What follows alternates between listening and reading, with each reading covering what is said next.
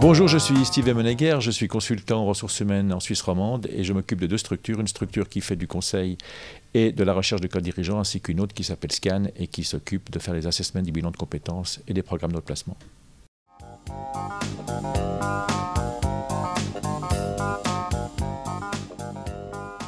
Le courage managérial, c'est d'abord avoir du caractère. J'aime bien une image qui avait été donnée par Napoléon. Il disait qu'un bateau, pour qu'il avance, il faut qu'il ait une voile qui est adaptée à son lest. Et il parlait de la voile comme étant l'intelligence et le lest comme étant le caractère. Donc on peut avoir un bateau avec une voile magnifique, s'il n'y a pas du lest dessous, il n'avancera pas.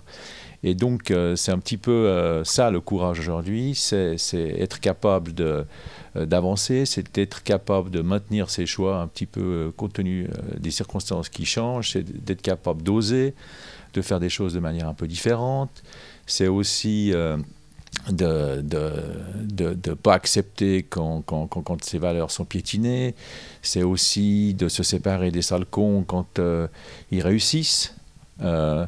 Donc c'est tout ça le courage managérial, c'est fondamentalement de définir une ligne et puis de s'y tenir.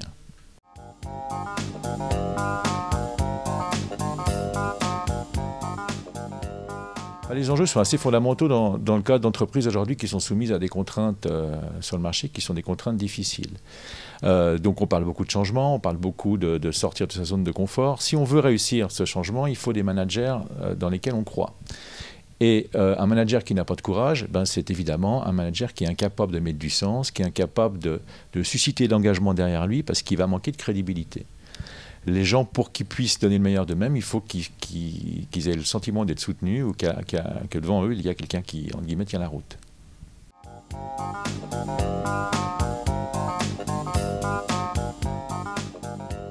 Pour moi, le courage est indissociable de la fonction de manager. Donc, à tous les niveaux, on doit avoir du courage. Évidemment, plus on est haut dans l'organisation, plus ça a un impact négatif si vous en manquez. Mais je pense que même un manager de proximité doit, dans le cadre des activités, démontrer qu'il croit dans ce qu'il fait et qu'il a le courage d'avancer et d'assumer ses responsabilités.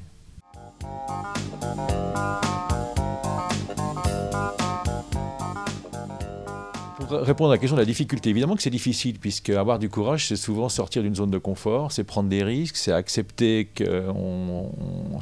l'échec, ça c'est clair. Donc du coup, c'est plus facile de s'adapter, ou de louvoyer, ou de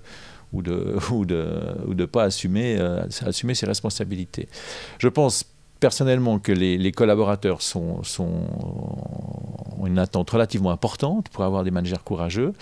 S'agissant des managers, évidemment que dans certaines organisations, on en parle beaucoup. Je ne sais pas si on le souhaite autant qu'on le demande. Puisque, évidemment, des managers courageux ou qui prennent leurs responsabilités à tous les niveaux de l'organisation, ça crée de la confrontation, ça crée du débat. Et fondamentalement, dans les grandes entreprises, je ne suis pas certain qu'ils le cherchent vraiment. Et du reste, on peut même constater que dans certaines grosses organisations, avoir du courage peut être un frein à sa promotion personnelle.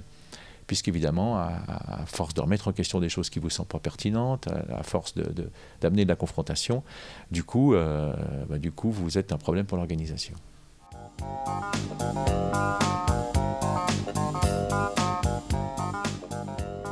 Je pense qu'il faut valoriser à tous les niveaux de l'organisation les gens qui prennent leurs responsabilités, les gens qui assument leurs responsabilités, les gens qui sont courageux, les gens qui remettent en question.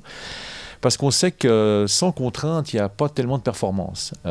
Et si on veut de la performance, si on veut des entreprises qui gagnent, il faut qu'à tous les niveaux de l'organisation, les gens aient le courage de changer les choses, aient le courage d'aller au fond de ce à quoi ils croient. Et si on ne parvient pas à faire ça, on a des entreprises aseptisées qui ne seront pas armées pour faire face aux défis du futur.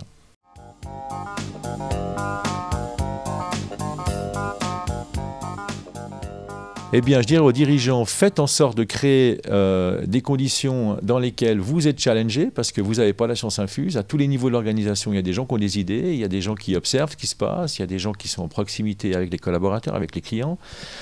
Donc, il faut les entendre. Et aujourd'hui, en plus de ça, on est dans une logique de recherche de sens et il faut que les gens comprennent pourquoi ils font les choses.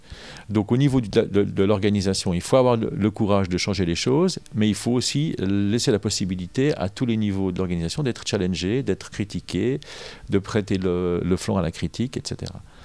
Au niveau des managers, moi je pense qu'il faut oser faire les choses, il faut oser remettre en question, et ce à tous les niveaux de l'organisation.